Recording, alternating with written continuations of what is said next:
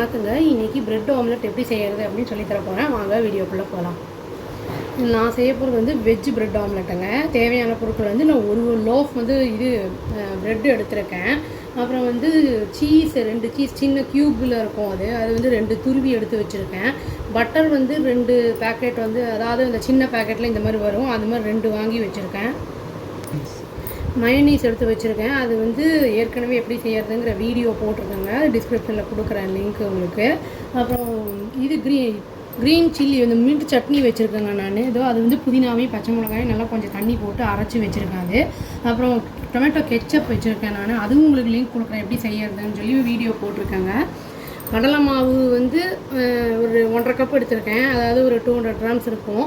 அது வந்து தேவையான அளவு. இது வந்து அப்புறம் வந்து என்ன பண்ணியிருக்கேன்னா, காரப்பொடி, அப்புறம் கரம் மசாலா, அப்புறம் உப்பு, தனியா பொடி, இது எல்லாத்தையும் வந்து மிக்ஸ் பண்ணி வச்சுருக்கேன். அது வந்து எந்த அளவுக்கு வேணுமோ அவ்வளோ போட்டுக்கலாம். நான் வந்து எல்லாத்தையும் வந்து எனக்கு தேவையான அளவு போட்டிருக்கேன். அப்புறம் இந்த கடலை மாவு மிக்ஸ் பண்ணுறதுக்கு வந்து தேவையான அளவு தண்ணி எடுத்துருக்கேங்க. வாங்க எப்படி செய்கிறதுன்னு பார்க்கலாம். இப்போ இந்த கடலை மாவுக்கு தேவையான அளவு தண்ணி போட்டுக்கலாங்க. தண்ணி ஊற்றிடலாம். அந்த பவுடர்லாம் நான் ஃபஸ்ட்டு மிக்ஸ் பண்ணிடலாம்.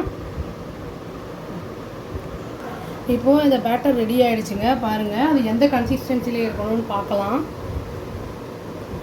இப்போ இந்த மாதிரி கன்சிஸ்டன்சியில் இருக்கணும். ரொம்ப வந்து கெட்டியாகவும் இருக்கக்கூடாது, ரொம்ப தண்ணியாகவும் இருக்கக்கூடாது. இப்போ வந்து இது வந்து தவாவை சூடு பண்ணிக்கலாங்க. இப்போது கடாயி ஆன் பண்ணியாச்சுங்க தவாவை. இப்போ கொஞ்சோண்டு பட்டர் போட்டுக்கலாம். அதில் பட்டர் போட்டால் டேஸ்ட் நல்லாயிருக்கும். அது உருகட்டும்.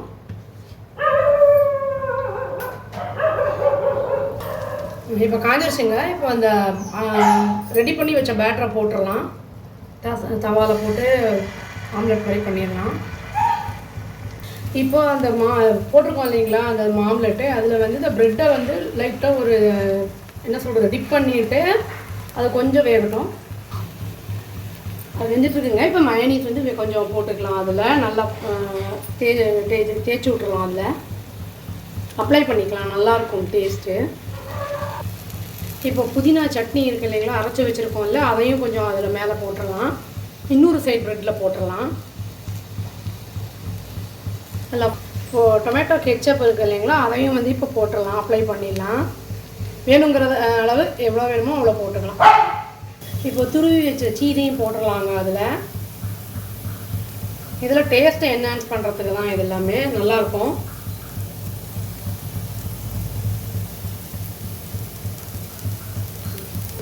அவ்வளோதாங்க, பிரெட் ஆம்லெட் ரெடி ஆகிடுச்சு. இப்போ வந்து அதை ஒரு பிளேட்டுக்கு ட்ரான்ஸ்ஃபர் பண்ணிடலாம்.